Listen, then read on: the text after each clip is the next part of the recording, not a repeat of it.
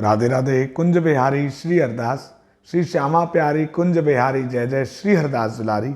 आज हम सभी कार्तिक मास महात्म्य की संपूर्ण कथा के अंतर्गत अध्याय 28 की पावन कथा का श्रवण करेंगे, जिसको सुनने मात्र से व्यक्ति को विष्णु लोक प्राप्त होता है।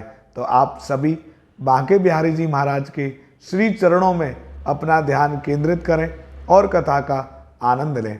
नमः कुंज बिहारिण्यै, नमः कुंज बिहारिणे, स्वामी श्री हरिदासाय गुरुनाम गुरुवे नमः। राधा मेरी स्वामिनी, मैं राधे जू को दास, जन्म जन्म मोहे दीजियो, श्री वृंदावन को वास। वृंदावन सो वन नहीं, नंद गाँव सो गाँव, बंसी बट सो बट नहीं, कृष्ण नाम सो नाम। बोलिए श्री बांके बिहारी लाल की जय। 28वां अध्याय। धर्मदत्त ने पूछा, हे देवगण, जय और विजय ने अपने पूर्व जन्म में ऐसा कौन सा पुण्य किया था जिससे भगवान विष्णु का रूप धारण करके वह द्वारपाल हुए। गणों ने कहा, प्राचीन काल में तृणबिंदु की पुत्री देवहूति से कर्दम ऋषि द्वारा केवल देखने मात्र से ही दो सुंदर बालक उत्पन्न हुए। उनमें से बड़े का नाम जय और छोटे का नाम अजय हुआ। बाद में देवहूति के गर्भ से कपिल देव जी भी हुए। जय और अजय दोनों ही भगवान विष्णु के बड़े भक्त और धर्मात्मा थे। दोनों ही नित्य प्रति अष्टाक्षर मंत्र का जाप करते थे और भगवान विष्णु का व्रत करते थे। भगवान भी इन दोनों भाइयों पर अत्यंत प्रसन्न थे और नित्य पूजा के समय इनको दर्शन दिया करते थे।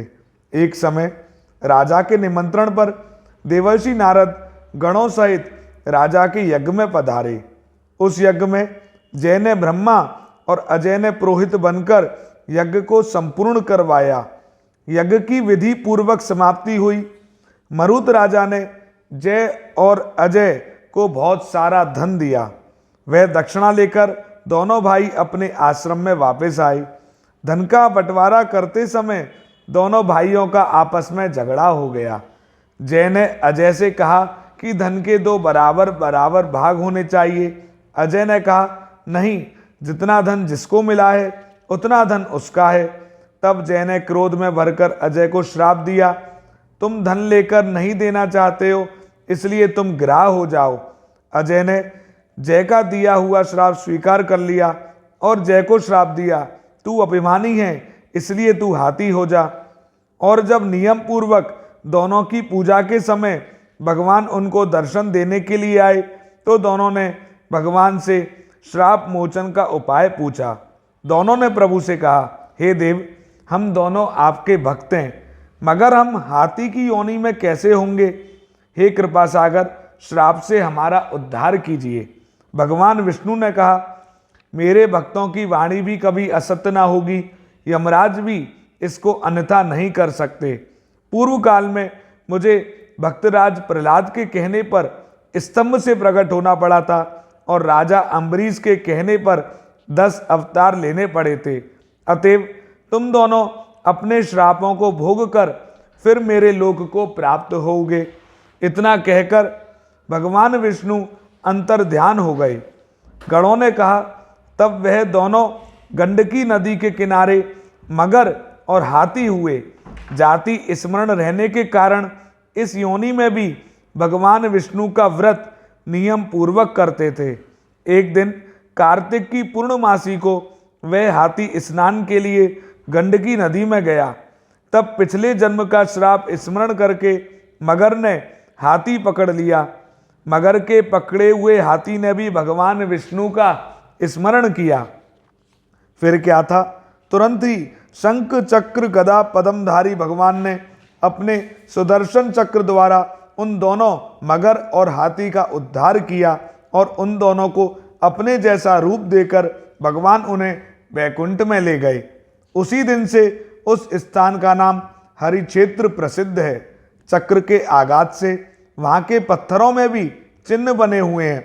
वह दोनों भी जय और अजय के नाम से आज तक संसार में प्रसिद्ध हैं। हे विप्र, आपने भगवान विष्णु के द्वारपालों के संबंध में जो प्रश्न किया था उसका विस्तृत उत्तर मैंने दे दिया है। इसलिए हे द्विज, तुम भी ईर्ष्या और द्वेष को त्याग कर नित्य भगवान विष्णु का व्रत करो। जगत के प्रत्येक जीव को समदृष्टि से देखो।